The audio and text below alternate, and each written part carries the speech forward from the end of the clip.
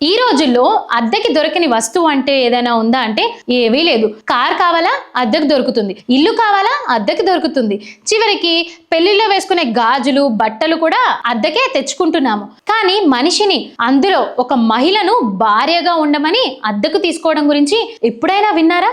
వినడానికి ఆశ్చర్యకరంగా వింతగా ఉన్నా అది పరాయి దేశాల్లో కాదు, మన భారతదేశంలోనే, అదే మన మధ్యప్రదేశ్లోనే శివపూర్ అనే జిల్లాలో దశాబ్దాలుగా సాగుతున్న ఒక దారుణమైన ఆచరణ. దాని పేరే దడాచి ప్రథ. శివపూర్ జిల్లాలోని కొన్ని గ్రామాల్లో ఆడపిల్లల పుట్టుకను ఒక అద్భుతంగా భావిస్తారు. కానీ అది ప్రేమతో కాదు, ఆమెను అద్దెకిచ్చి డబ్బులు సంపాదించుకోవచ్చనే కక్కురుత్తితో. ఇక్కడ భార్యలను అద్దెకివ్వడం అనేది ఒక శతాబ్దమైన వ్యాపారాలుగా సాగుతుంది. ఒక వ్యక్తికి భార్య కావాలంటే ఆ గ్రామంలోని బ్రోకర్లను సంప్రదిస్తే చాలు. వారు కొన్ని ఫోటోలు చూపిస్తారు. నచ్చిన మహిళను రేటు మాట్లాడుకొని ఒప్పందం కుదుర్చుకోవచ్చు. కేవలం ఒక నెల నుండి ఏడాది వరకు, అవసరమైతే అంతకంటే ఎక్కువ కాలం కూడా మహిళను భార్యగా అద్దెకి తీసుకోవచ్చు. ఈ అద్దె ఒప్పందం అనేది కేవలం మాటల మీద జరగదు. ఇక్కడే అసలైన షాకింగ్ విషయం దాగి ఉంది. ఈ వికృత వ్యాపారం కోసం ఏకంగా 10 నుంచి 100 రూపాయల విలువైన ప్రభుత్వ స్టాంప్ పేపర్లను వాడతారట. ఒక నోటరీ అగ్రిమెంట్ రాసుకుంటారట. ఆ అగ్రిమెంట్ లో ఏముంటుందో తెలుసా?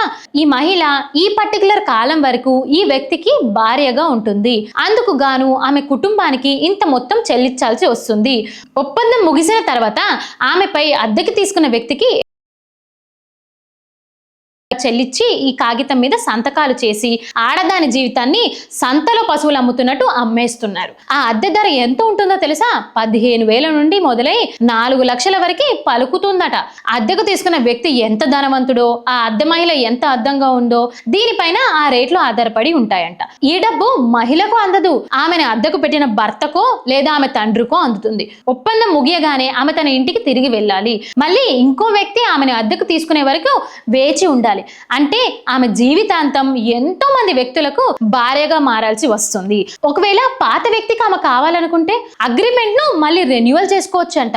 ఈ విషయంపై ప్రభుత్వానికి, పోలీసులకి ఈ విషయం తెలీదా అంటే అందరికీ తెలుసు. శివపూర్ జిల్లాలో ఇది ఒక బహిరంగమైన రహస్యం. కానీ పోలీసులు ఏమంటారో తెలుసా? బాధితులు ఎవరు ఫిర్యాదు చేయడం లేదు, ఇది వారి ఆచారం ప్రకారం ఇష్టపూర్వకంగానే జరుగుతుంది అని తప్పించుకుంటూ ఉంటారు. కానీ ఆలోచించండి, కన్న తండ్రే, కట్టుకున్న భర్తే ఆమెను బజార్లో నిలబెడుతుంటే ఆ మహిళ ఎవరికి ఫిర్యాదు చేస్తుంది? చదువు లేక, పేదరికం వల్ల వేరే దారి లేక ఎంతో మంది మహిళలు ఈ నరకంలో మునిగిపోతున్నారు. మనం మాత్రం 21వ శతాబ్దంలో ఉన్నామని చెప్పుకుంటూ ఉంటాం. డిజిటల్ ఇండియా, ఉమెన్ ఎంపవర్మెంట్ అనే నినాదాలు చేస్తూనే ఉంటాం. కానీ దేశ నడిబొడ్డున మహిళలను ఇలా అద్దెకిచ్చే సంస్కృతి ఇంకా బ్రతికే ఉందంటే మనం ఎంతటి నాగరికతలో ఉన్నామో అర్థం చేసుకోవచ్చు. ఆచారాల పేరుతో మహిళల గౌరవాన్ని కాలరాస్తున్న ఇలాంటి వ్యక్తులకు చరణ గీతం పడాల్సిన అవసరం లేదా? దీనిపై మీ అభిప్రాయాలు ఏంటో తప్పకుండా కామెంట్ బాక్స్లో మెన్షన్ చేయండి. మరిన్ని నిజాల కోసం ఫాలో చేస్తూనే ఉండండి భారతవాస్. జై హింద్.